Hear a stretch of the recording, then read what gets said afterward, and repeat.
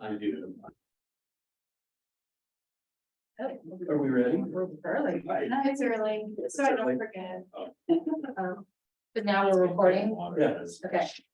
And none of the conversations before the meeting.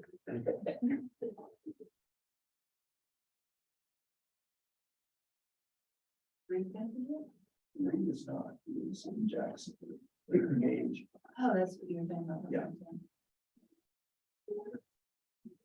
And their bands down by the river. Okay, I won't be here for the next meeting. Okay. do we know when the next, if we have a next meeting? The February. So we are. I'm certain we are in this. For so.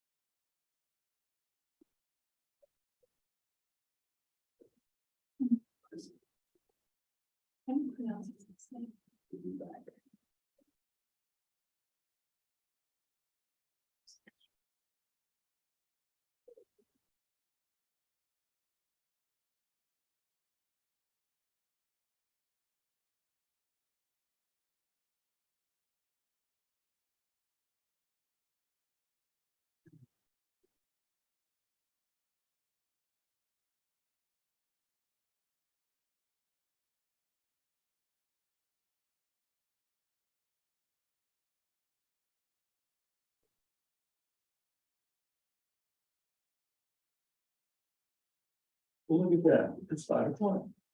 It must be time to call the Wednesday, February 8th Planning Commission meeting to order. Will staff call the roll, please? Corey, Here. Randy, Yeah, here. Nancy, here, Sarah, here, Dusty, Here. Lisa, Here. and Reed is excused absent. Thank you very much. First item on the agenda is the approval of the December 21st meeting minutes. Does somebody have a motion to approve those minutes? I'll make that motion. Thank you. Anybody second it? I'll second. Thanks. Does anybody have any questions, comments, or discussion on that motion? Well, good there. That being the case, okay.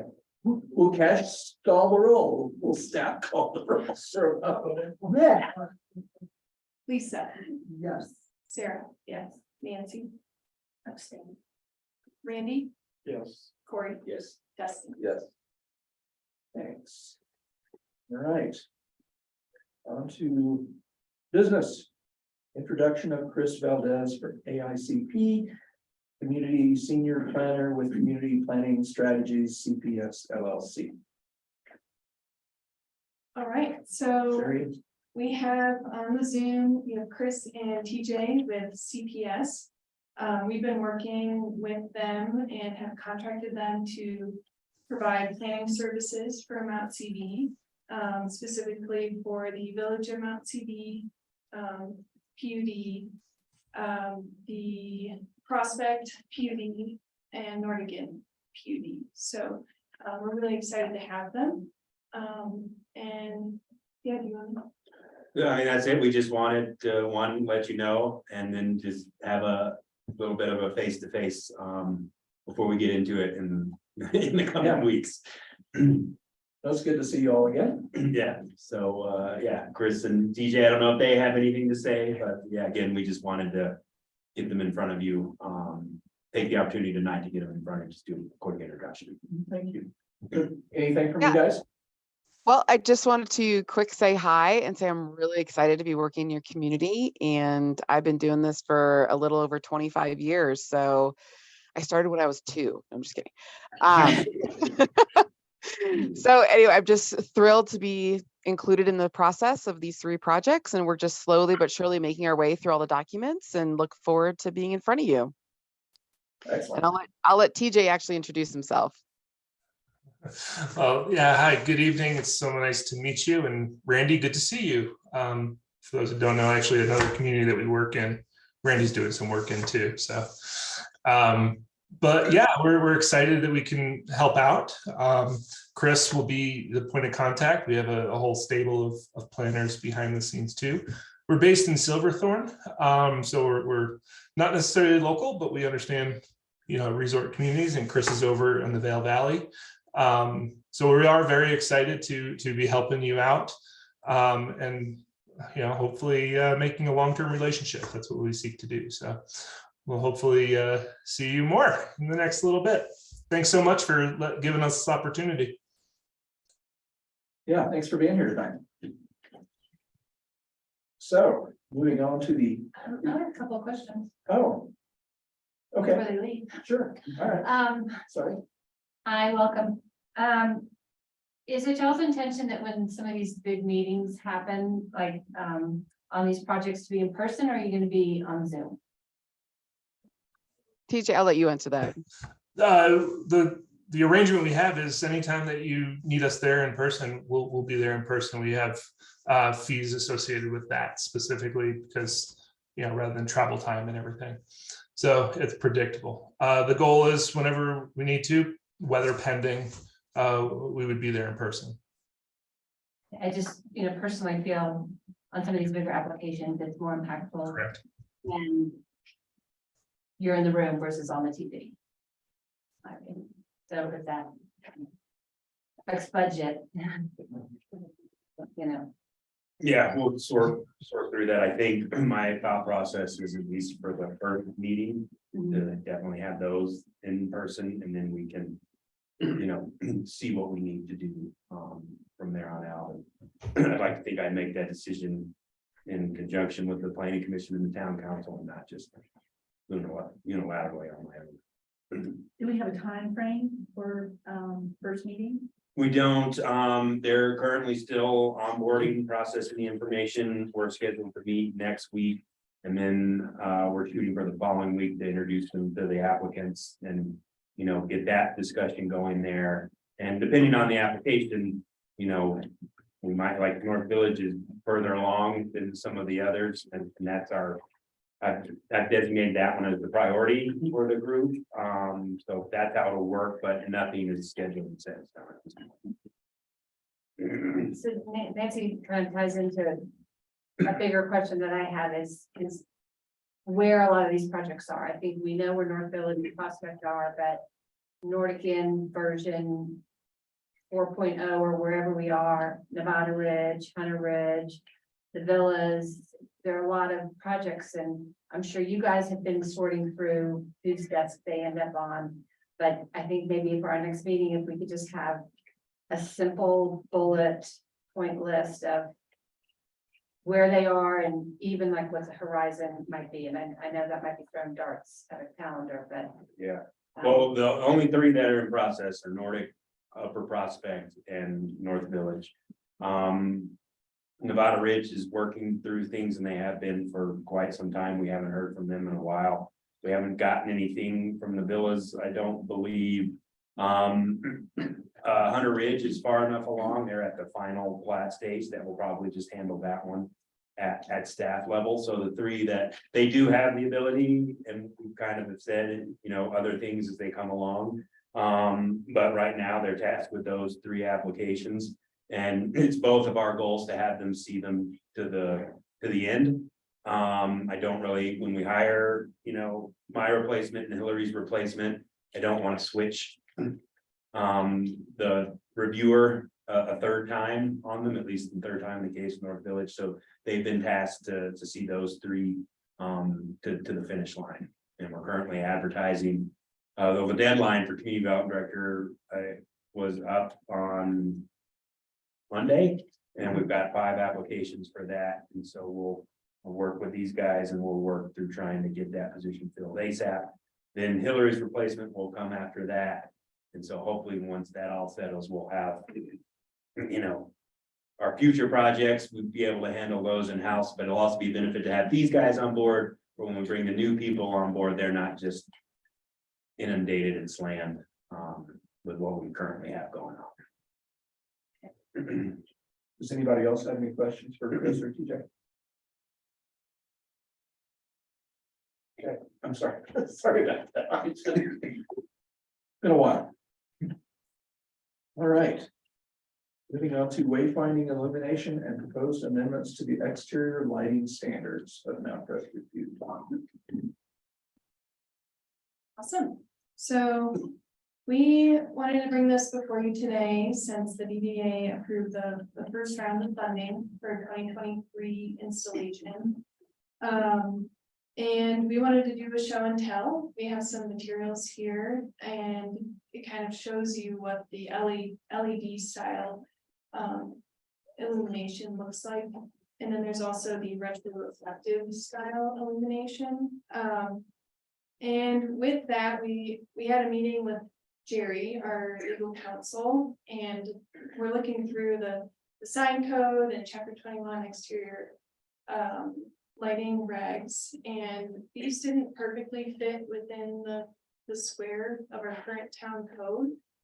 So we just wanted to kind of get a feel from you all before we move forward with the ordinance to amend and make this fit within our code. So you guys have actual samples or? Yeah. Okay. Yeah, hi, everyone. My name is Marissa Mosley. I work as a marketing communications officer for the town and took on the wayfinding project about a year ago or so. And so, you know, we're into these final stages, but I do have some material here. So if you're looking at the illumination plan, you can see different things that are illuminated, and essentially that's the core that's illuminated. And we have a few different acrylic products here, but our Parks and Maintenance department has tested these for durability, frozen them, done everything that they can to damage them, and it has not been successful. So so this, you know, there's a few different companies and a few different brands that we'll go with, but this is the interior material. And then, you know, you'll see the front of it cut out in leaf pattern form. All of our signs, we're looking at this type of metal essentially. And again, it's pretty durable, but it would be, you know, an overlay of this. And I'll pass this around, but for illumination purposes and for demonstration purposes, Kristen, who we've been working with at Michael Baker International, essentially showed this to me, but if you look at it. This. Like, well, yeah, essentially it's like this, but we can turn off some lights if you want to. I can stand up. On the wall here. We can, but you can kind of see my hand, and blowing out to about here. Granted, this is my flashlight, so this is brighter, and we have the opportunity to change the way that the LED glows and the intensity, how it glows in the sign. So we have a lot of flexibility there. But essentially that's the idea, right? Just with my cell phone, but I can pass this down so you guys can go ahead and take a look at the materials you'd like. But that's really a point in this, is that we do have immense flexibility with the signage and the way that it illuminates. So even to the point of shutting off the illumination, if for some reason it was ever a problem, dimming it, changing the way that it illuminates up the sign, we have a lot of functionality there with LED lights. So. Quick question, I noticed the multicolored ones on the sheet. Is there a rhyme or reason or pattern behind the coloring of them, or are they all gonna be the same color, or? So it just depends on the trees and where they're placed. You know, what you're looking at here up on the screen is a version of placement, like down in the base area, where it would utilize all of our brand colors. So we use Kristen and Baker International, Baker International rather, to help us come up with a brand standard and different colors for our brand guide. And all of these colors fit within the brand guide and will fit within the signage guide, the color scheme that.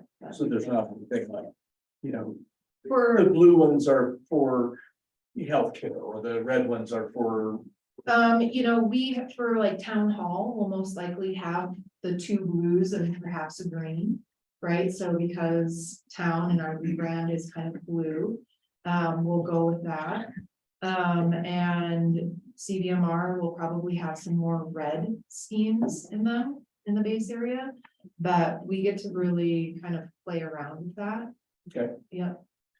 The signage is color coded, but not Not for the illumination purposes. that. So transportation, That- transportation is blue, the trails are Green. green. So there is color coding rhyme or reason to the signage, but not as it Not pertains to this illumination. Well, sorry, other than, you're right, other than the. Yeah. signage, which is green. So is the illumination colored or it's just illuminating a colored sign? It's illuminating the color.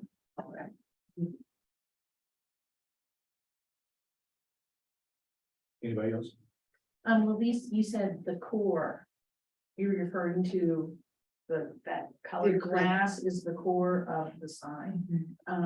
Will these be, along Gothic Road? Where's the majority of the signs going to be? Yeah, so it just really depends. There are some larger, what we're calling destination. Do we have a destination sign that would be along Gothic? Like on slide 61. I think it's over. Destination directional. Yeah, yeah. So for drivers that are going somewhere, and they're not necessarily all three pieces like this. Let me just see, sorry. Page that would be on.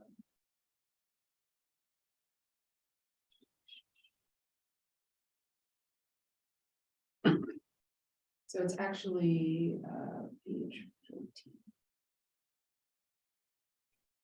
It's all the way over. Oh, down.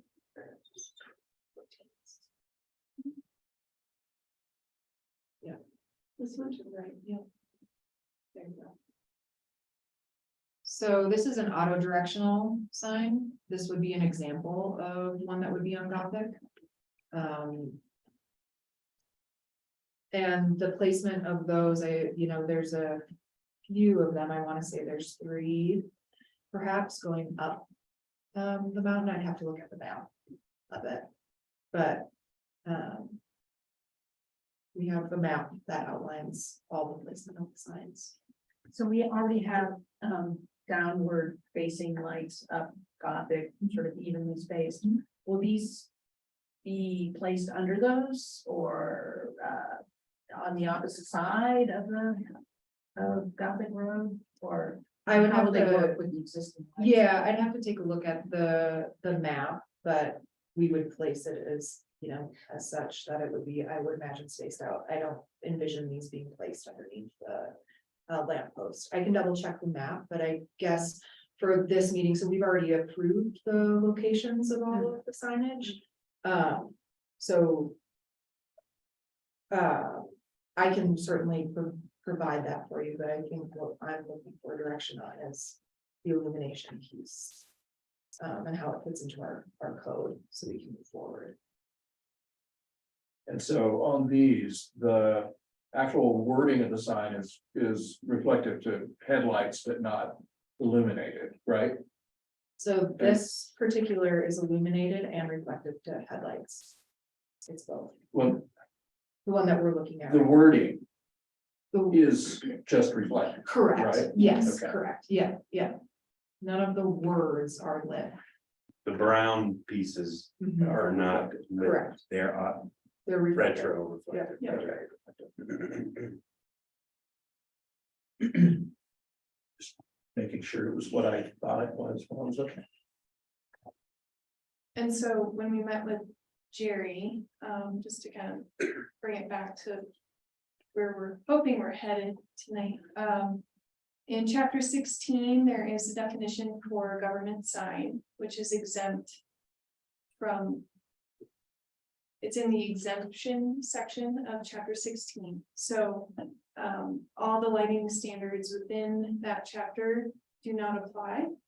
But when you jump to chapter 21, exterior lighting regs, it does say that it's the intent of the town council that the more restrictive standard in terms of light pollution control shall prevail. So when sitting down with Jerry, he recommended that we be very explicit in exempting. We could do, in here, I said government lighting in general, but we could even do government signs or, be more specific. But we're hoping to get direction on that ordinance tonight. Create an exemption in the exterior lighting code for these types of signs.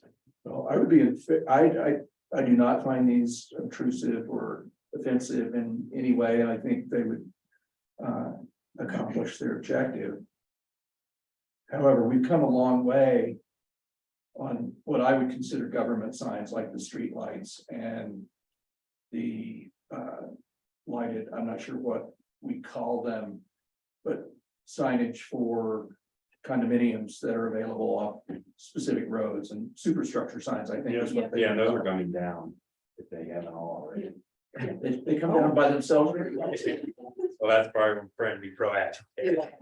Anyway. I think to exempt all government signage from the lighting ordinance would be a mistake. I think we should be setting the example rather than exempting ourselves from the example.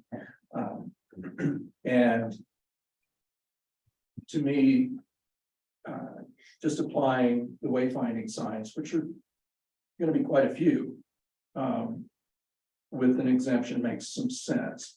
And I've talked to Leah about this, and I've brought it up before, but I think our lighting ordinance is now 25 years old, 24 years old, and technology has changed quite a bit, and approaches to technology have changed quite a bit. And I wouldn't have problems with this if the Grand Lodge or some other corporate entity wanted to do something similar. But I think it's time we think about looking at that and bringing that up to date a little bit. But in the meantime, there is an exemption clause within the lighting ordinance. And I would propose that we exempt the wayfinding signs as presented here.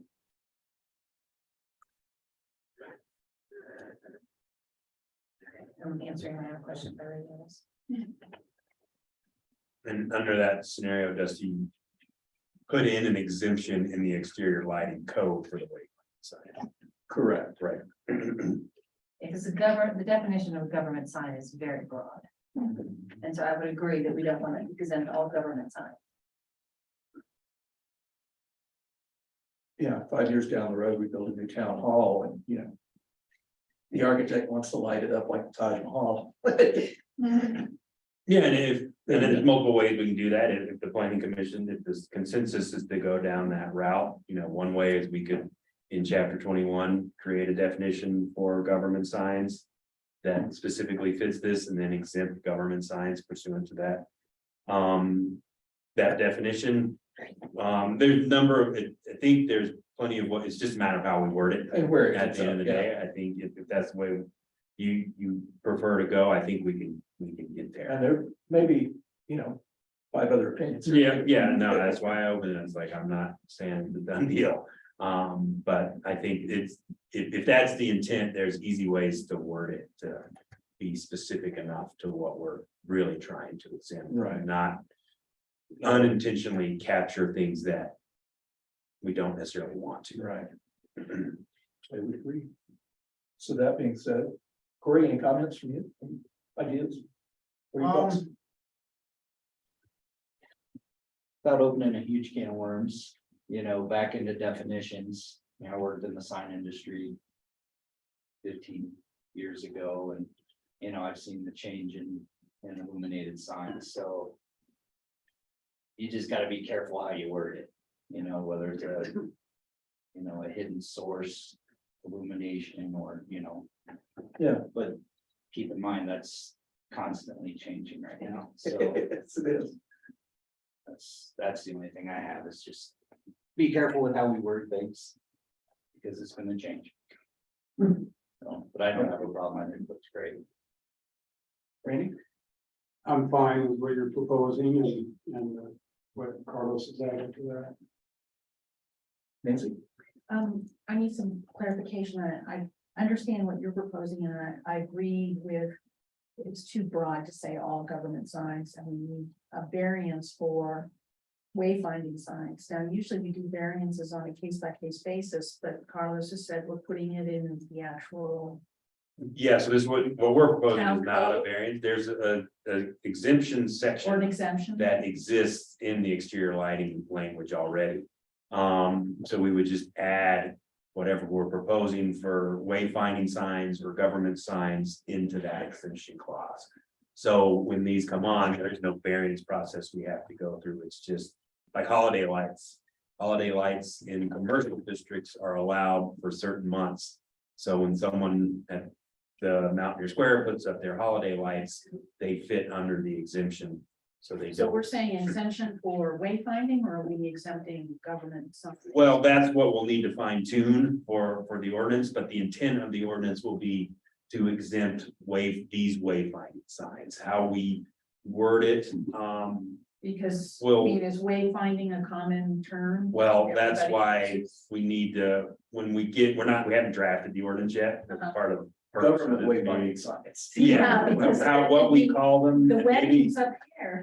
And that's why I say maybe it's a government sign and we define that as something that will be specific to this. I don't know what that looks like yet, but I'm pretty confident we can get there. And of course, when we present it to you as part of the recommendation of the council, we can fine tune that Okay. as well. And I really like the idea that you can adjust the light, so if it's not working, you could do something different. Agreed. Mhm. Yeah, My sister gave me some LED snowflakes to put on my deck, Mhm. only because her HOA asked her to remove them because they light up the whole neighborhood. LEDs can be really, really bright. yeah, and you'll see like in this illumination plan, how Kristen had designed this is the top there is not lit. Right. So it is just this glow, but that's really a huge selling point. I thought was great that we really can adjust, depending on location and what's going on, community feedback. So That's great. Have these been in place for very long in other locations? yeah, she, I think, just worked with Estes Park on some similar signage, but it's something that she's been doing a lot more of, specifically in mountain communities. For a wayfinding piece, so that extra illumination helps in inclement weather and, directing people kind of where they need to get to. And the auto reflection obviously helps immensely as well. So even if the sign wasn't, illuminated, that auto reflective words is going to, catch. Was it people's Breckenridge, one of the samples? I would have to look back. Yeah, it's been a And video. see, it's been a minute, but, I do, I think it would be pretty cool to see some of these signs up, so. Sarah? I think wayfinding is a generally accepted term, but it can be very broad. So I agree with making sure that we narrow this down and maybe the aspect of public safety is in there, so it's not the wedding is this way, Yeah. kind of sign. So otherwise, I'm in support of it. And that's the approach we've taken, is to put it in the name of safety, public safety. Right. Maybe we could just get people to quit trying to turn into the transit center. That is the hope. That is one of the hopes. Like that with the school. Mitigate might be the better. Actually, Oh, no, they pull right up to the gate. there's the garage. That's where I'm going. Yeah. I just can't get there. Lisa, anything? No, I concur with. I support this, and it's cool. I think it's cool. Any questions from staff? I think we have what we What you need. need? Yeah, I don't think we need a motion or anything. Okay. We'll just shoot for next meeting to maybe try and have an ordinance in front of you. If we can get there. Okay. Cool. Yeah. Kind of along, not really along the same line, but sort of, I'm just gonna ask you anyway, whatever happened to the bridge? I mean, I understand there are different discussions about how the right path problem is solved crossing the Gothic Road below the. Well, so you're talking about the entrance to town? Yeah. The bridge, well, we're still working on that. We're working with the county on that. Okay. If Jeff's on the call, he's kind of taking the lead on that. He could give, Jeff, you there? Yeah, I You can run hear- up or just, can you hear me okay? Yeah. Okay. Gothic Path crossing near Pitchfork. So we've met with Jerry Burgess at SGM. Jerry's going to be preparing 5 options for the crossing of the rec path. And they range from a bridge to an underpass to at-grade crossings. And we do kind of expect to hear back from Jerry on what those options look like and cost estimates probably within the next month. Okay, thanks. Each option presents its own set of Yeah. challenges, and unfortunately, there's not a perfect And price tag. solution. Yeah, well, yeah, price is one of those key, like an underpass is a lot of money, a lot of disruption. A bridge is the same, and then you have the potential of shadowing the road, which in the wintertime can be problematic for ice. So the at-grade crossings are contemplating where you do have that a better line of sight, and so further down Gothic where you have that straight away. So we're currently working on trying to improve that crossing there. Are there sources of outside funds, like, I guess, GoCo? Those are part of conversations as well. I think any project we take on will require some matching funds. Sorry, that's all. It's off topic, but. Oh, we're in other businesses. so yeah. Split into other business. Is there any other business? Yes. The next meeting is February 22nd. We will have a public hearing for 740 Gothic Road, the rezoning application, which you had seen you conditionally approved last January. So that's coming back since their access changed. So, and that was a condition in their motion. So that's why you'll see that again. There will be reappointment or appointment of planning commissioners for the 3 terms that are up on March 18th at the town council meeting, and I'll email all of you the notice, so you know what's needed there. March 18th is Tuesday. That will be the Council meeting that the council appoints, But March 18th is not a Tuesday, it's a Saturday. not that day. The second March meeting. The second. That 21st. works. Okay. It's 21st. I wrote down the 18th. Some other office updates. We're implementing a new phone system right now, which will be up and running on Friday. So if you try and call us and there's some new sounding things or having any issues, let us know. But we're really excited about it. Will we just be able to punch your? We'll be able to call you. Yes. We'll be able to call you. Well, maybe, hopefully. I was gonna send all the calls. That's the goal. You wanna do council? It was a fairly light agenda last night. Nothing, I mean, not to say they didn't do anything, but I don't, nothing report worthy that comes to mind. Did an amendment to the SDR ordinance, but that was mainly just some house cleaning stuff. Some, our staff moved to a new retirement plan, so more stuff like that, not acting on any land use type of applications. You're not allowed to retire. Marissa,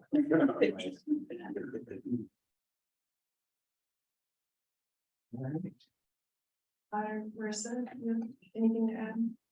No. Just thank you for taking a look and time and input. You bet. At our last meeting, I had asked when the new speed limits were gonna get implemented, and y'all were not sure. Do you have any more clarity on that? I don't, I didn't look into that, I can, first thing I need to look at is the ordinance, see when the, if it's effective at a certain date, but the other big piece of that is ordering the signs, putting the signs up. And our town maintenance is feeling busy. Yeah, and the maintenance, they're aware of it and they're planning on it, but my guess is they won't be able to put those in until late spring. There's a 20-mile-an-hour sign just up the road from me that's not doing anything at all, so you're welcome to it. On March 4th? Yeah. Yeah. Last year, between you and me. They get taken out? No, this is not heavy. Okay. That. Yeah. What are you saying? I just It's a bit larger. We like those up. It'd be larger, it'd stand out into the lane. That might work. Anybody else got any questions? Or emotions to adjourn? Or Carlos, did you want to give an update on Homestead or? No, well, when was the last time we saw you guys? It's been a while, December. So maybe there are some things to update, that go back that far. We did reach a settlement agreement with the developer, so he has, a series of obligations that he has to meet by April 30th. If he meets those, then, this town has agreed to some amount to pay him. As part of that, we get the land, well, the land comes back to us. It's not necessarily what we're paying for, but that comes back to us, and, Todd and Jeff and Leah are working, Randy's part of the team there, to try and, get that back underway as soon as possible. But realizing it's gonna take time. But our target for now is just when that April 30th day approaches, where the closing is supposed to happen, that we have plans that are ready to go. Then we can go out to RFP and then, get that whole process again to get someone on board. We do give the plans so that we. Yes, that was part of the agreement. We get the intellectual property, so the structural, the civil, and the architectural drawings, so that was part of it as well. So as part of this assessing if those structures are. Salvageable, Yes, yes. That's kind of where we're in the middle of right now. and when will we find out? I mean, what if they're not? If they're not, Foundations are not built correctly. we, Stuff. Well, it's just a matter of the repair and the extent of the repairs is really what it comes down to, and is that level of repair less or more than to just take it down and start over. So that's what we're trying to determine. That's just what we're in the middle of right now. No physical action towards that won't be able to take place until, late spring, summer anyway, but we haven't made a determination on that yet. We're looking at proposals for both, to help us make an informed decision to go down that path, to choose which path is the best to go down.